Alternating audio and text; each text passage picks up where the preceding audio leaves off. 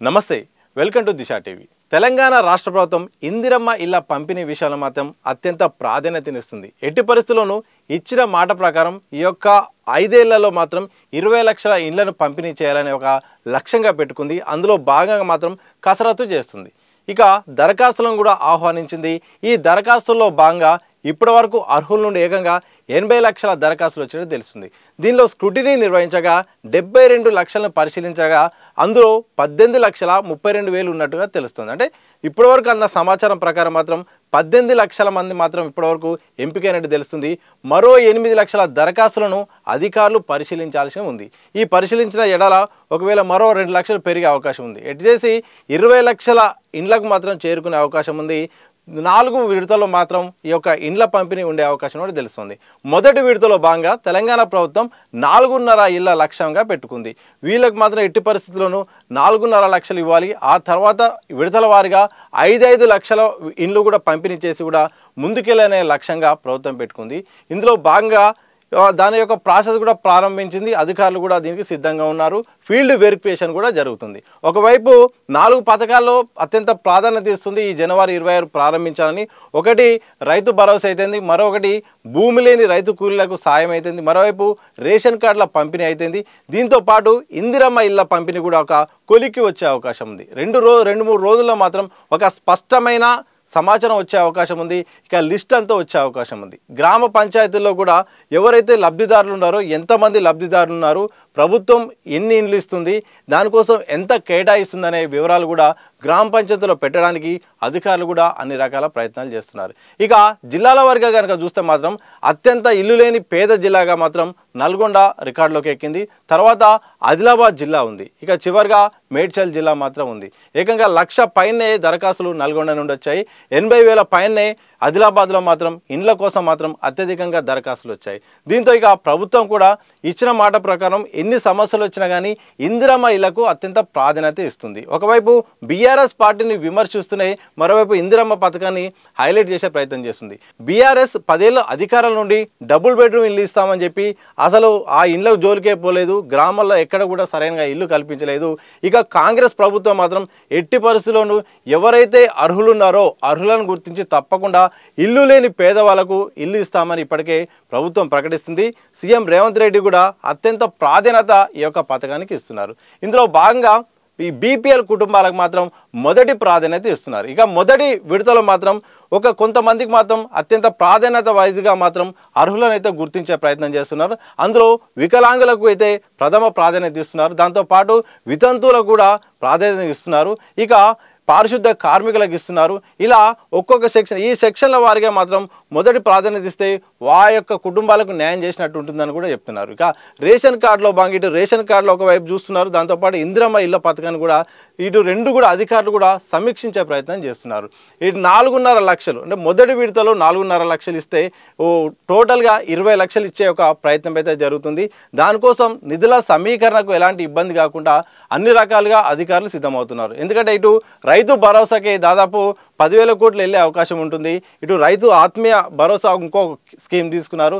ఈ నేపథ్యంలో ఇక ఇందిరమ్మ ఇళ్ల నిర్మాణం కోసం ఎన్ని రకాల అవకాశాలున్నా అన్ని రకాల ప్రయత్నాలు కూడా చేస్తున్నారు.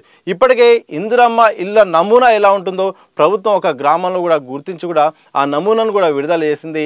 ఈ పొంగులేటి శ్రీనివాసరెడ్డి మంత్రి కూడా ఎప్పటికప్పుడు సమీక్ష నిర్వహిస్తున్నారు. లోటుపాట్లు లేకుండా అర్హులను గుర్తించాలి, ఎలాంటి ఇబ్బందులు జరగకుండా ఫీడ్బ్యాక్ ఇచ్చే విధంగా ఒక వాట్సాప్ నెంబర్ ఇస్తున్నారు. దాంతోపాటు యాప్ ద్వారా, వెబ్సైట్ ద్వారా కూడా కనుక్కునే అవకాశం కల్పిస్తున్నారు. ఎవరైతే ఎక్కువగా ఎదురు చూస్తున్నారో, ఎవరికైతే న్యాయం జరగాలో వాళ్ళ కోసం అధికారులు స్పష్టంగా ఫీల్డ్ వెరిఫికేషన్ చేయాలి. అవసరమైతే నేనే ఫీల్డ్లోకి వస్తాను, చూస్తాను. అధికారులు మాత్రం చాలా అలర్ట్గా ఉండాలి. సరైన అర్హులకే ఈసారి పంపిణీ జరగాలని కూడా ఇప్పటికే మంత్రి పొంగులేటి శ్రీనివాసరెడ్డి అయితే ఆదేశించారు. దాంతోపాటు సీఎం రేవంత్ రెడ్డి కూడా దీన్ని ఒక మానస పుత్రికలా తీసుకుంటారు. ఎందుకంటే ప్రతిపక్షాలు ఉన్నప్పుడు, అధికారంలో ఉన్నప్పుడు కూడా ఈ అంశాన్ని పదే ఆయన సీఎం రేవంత్ రెడ్డి మాట్లాడారు.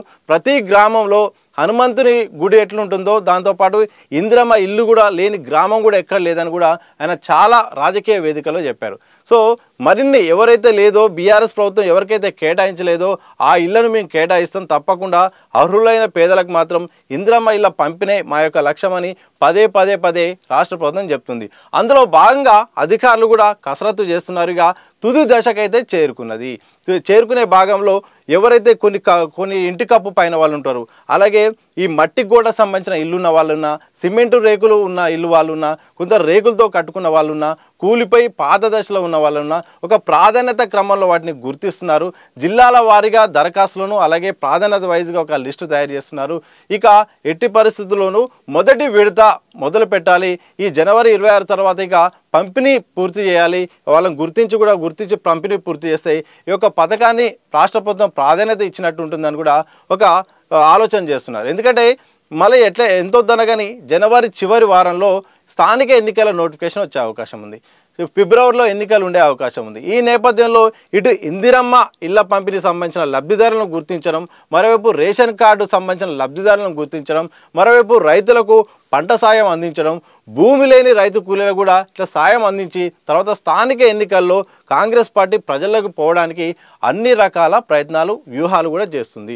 అందులో భాగంగా ఇందిరమ్మ ఇళ్ల పథకాన్ని కూడా అత్యంత ప్రాధాన్యత ఇస్తుంది.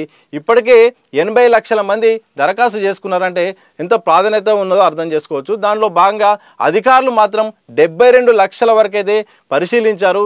మరో 8 లక్షలైతే పరిశీలించాల్సిన ఉంది. ఇక 8 లక్షల్లో 1 లక్ష నుండి 2 లక్షలు అంటే ఇటు 18 ఇప్పటికే 18,32,000 వరకు లెక్కకు వస్తే మరో 2 లక్షలు అయ్యే అవకాశం అయితే కనిపిస్తూ ఉంది. మొత్తంగా 20 లక్షల ఇళ్ల సంబంధించిన లక్ష్యంగా అయితే రాష్ట్ర ప్రభుత్వం పెట్టుకున్నట్టు తెలుస్తుంది.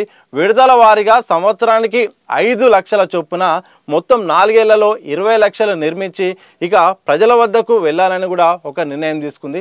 చూడాలి మరి ఇందిరమ్మ ఇళ్ల పంపిణీ ఎట్లా ముందుకెళ్ళబోతుంది, మరి నిధుల సమీకరణ విషయంలో రాష్ట్ర ప్రభుత్వం ఎట్లా ముందుకెళ్ళబోతుంది, సరైన విధంగా అమలు చేస్తుందా, అర్హులను గుర్తించే విధంగా అధికారులు చర్యలు తీసుకుంటారా, ఎవరైనా అర్హత ఉండి కూడా కోల్పోతే, కొన్ని అవకాశాలు కోల్పోతే, కొన్ని సాంకేతిక కారణాలు కోల్పోతే మరోసారి ఇచ్చే అవకాశం ఉందా, ఇలాంటి ఎన్నో ప్రశ్నలు అయితే ఉన్నాయి. మరోవైపు ఇల్లు కట్టుకునే వారికి ఇటు ఉచితంగా ఇసుక అలాగే సబ్సిడీపై చాలా తక్కువపై ఇటు సిమెంటు అందిస్తాం, అలాగే మిగతా ఇనుము లాంటి వస్తువులు కూడా అందిస్తామని కూడా ప్రభుత్వం సూచనాప్రాయం నిర్ణయం తీసుకుంది. ఒకవేళ ఆ నిర్ణయం కనుక అమల్లో అయితే మాత్రం ఇల్లు నిర్మించుకోవడానికి తక్కువ ఖర్చుతో లబ్ధిదారులకైతే ఇల్లు నిర్మించుకునే అవకాశం ఉంది. మరి ఆ దిశగా అడుగులు వేస్తే సఫలీకృతం అవుతుందో లేదో చూడాలి.